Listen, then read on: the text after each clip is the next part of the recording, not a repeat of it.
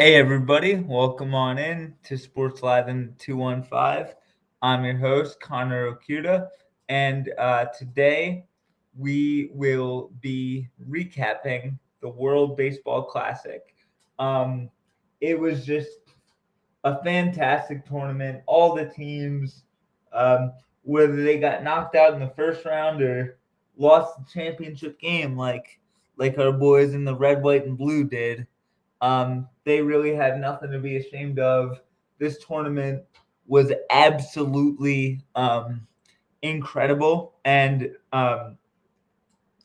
if if you guys saw that how to fix the MLB All Star Game video, we just essentially saw the blueprint for it. In this tournament, it was absolutely incredible, and you don't think like if the All Star if the All Star game was broken up into mini tournaments where all of the All Star players were playing for their countries, you don't think that those players um would be like completely just juiced up and ready to go. Like, are you kidding me? Um, of course they would, and you saw that with this tournament. It was just fantastic. Credit to Major League Baseball and everybody involved for keeping it going every 3 years. Um, so I definitely I definitely want to give credit where credit is due.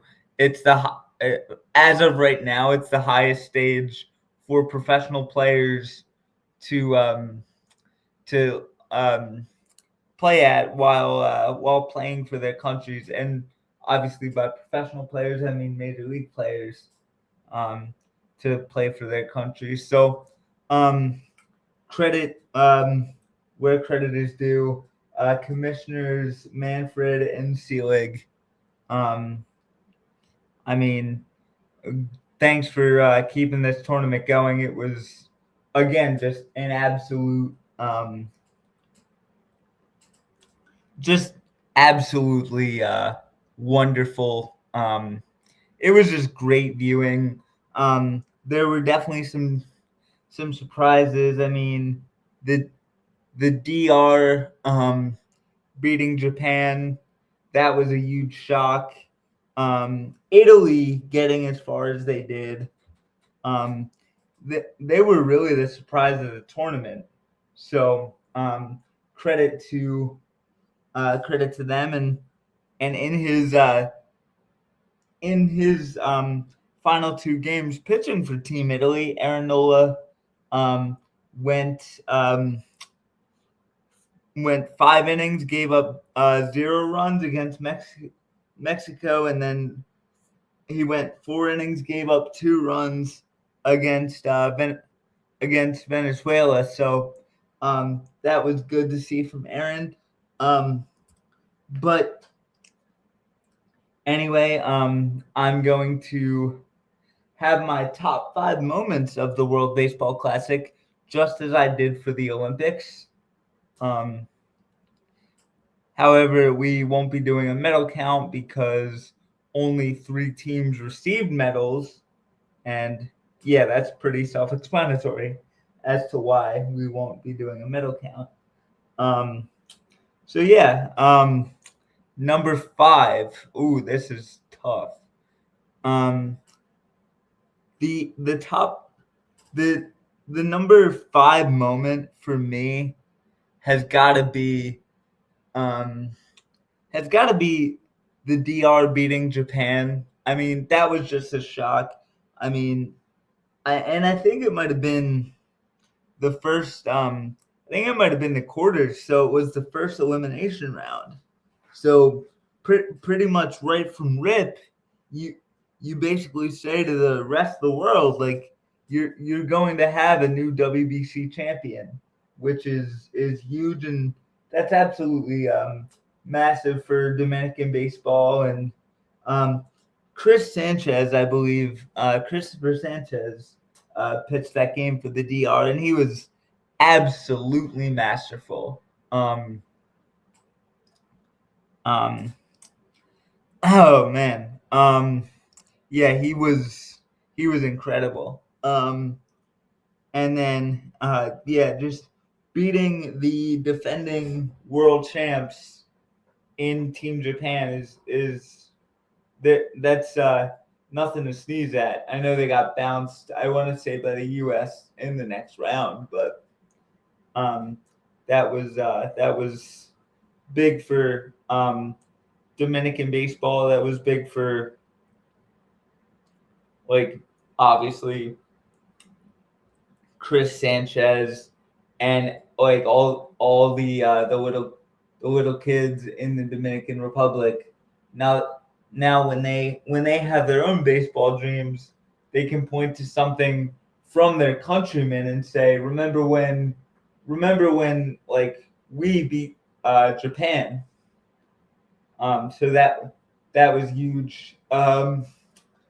Number 4 for me. Oh man, this is tough. The number 4 moment, probably, oh my God, probably Ranger Suarez pitching for, I believe, Venezuela. I want to say he was absolutely he was absolutely dominant for the Venezuelans, and the entire world got to see what a cool customer Ranger is in big moments. It sucks that he's not going to be in Philly, but um, Dave Dombrowski Dave Dombrowski essentially was like, I can't I can't pay big money for a starter who might not always be available. And yeah, good. I just want to wish Ranger all the luck in the world in Boston, and Philly will always love you. So thank you so much, Mr. Suarez. Your contributions will be felt for a long time, and you will be sorely missed, my brother. Um, and Red Sox fans, you guys are gonna love this guy. He's just an absolute, just cool customer. This guy's basically like, he just has such a low heartbeat. There's sometimes I think he's a corpse on the field. Like, it's incredible. He's just so calm, so cool, so collected. Um, and yeah, you guys are gonna love him in Fenway, especially since he's a ground ball pitcher, and that park is known for its high offensive numbers. So getting a ground ball pitcher like Ranger is huge for that club. So yeah, what did I say? Oh yeah, Ranger Suarez was number 4. Um, Number 3, it would have to be, for me. It would have to be Aaron Nola's start. Um, Aaron Nola's start against Mexico. This guy was absolutely dominant. He spotted all of his pitches, and the Mexicans just couldn't touch him. Um, and yeah, it sent Italy to the semifinals against Venezuela, where they ultimately fell. Um, the number 2 moment. Oh my gosh, number two. Um, probably, um, probably, uh, probably, Kyle Schwarber. Kyle Schwarber's home run. I want to say it was against Canada. It was just an absolute nuke. And then ah, um no, number 1, and this will probably go down as one of the most forgotten moments in all of baseball, but Bryce Harper's home run against against Venezuela in the championship, that was absolutely electric. I was in bed, and my handicapped ass like almost jumped out of I almost jumped out of my bed. I was like, oh my god. That was just a huge home run. It really is a shame that it will end up being one of the most forgotten home runs, forgotten plays in not just baseball, but maybe all of sports, considering how the game ended. So, yeah, I feel like this was a fantastic tournament, and I would love it if Rob Manfred would consider would watch my how to fix the MLB All-Star Game video and implement these changes to it, because I think the All-Star Game as it is right now, it's just so it's amazing in how boring it is. Like as soon as the Phillies players are done playing, like I just stop I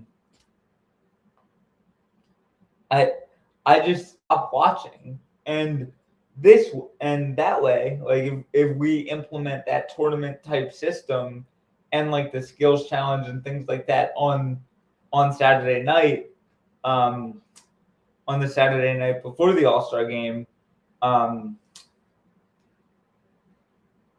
it would keep people engaged, and it would bring people who normally wouldn't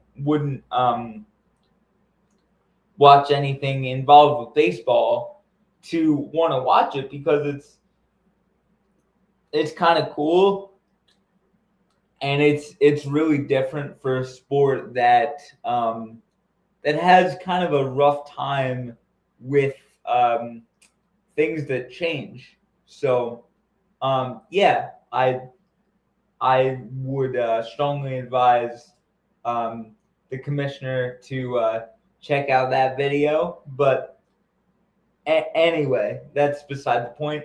The point that I was trying to make was that the World Baseball Classic was awesome, and it needs to happen more than once every 3 years. Like once every 3 years, I don't think it's enough. Like because players just love playing for their country. So I think we have to allow the WBC to kind of be a more frequent event. Maybe you do it once every 2 years, or maybe even every year. So so yeah, that's a change I would make. And yeah, send that how to fix the All-Star Game video to Rob Manfred or the folks at MLB. Let's see if we can get those changes implemented. But as always, thank you guys for watching this, listening to this, however the heck you consume it. It really does mean the world. Every view, comment, like, subscribe, it really means a lot to me, and I appreciate that you guys take time out of your days to watch my content. And I know in this age of media, you guys have a lot to watch, so it really does mean a lot to me. And I just want you guys to know that I really do appreciate it. Thank you guys for listening to this, and as always, go Team USA.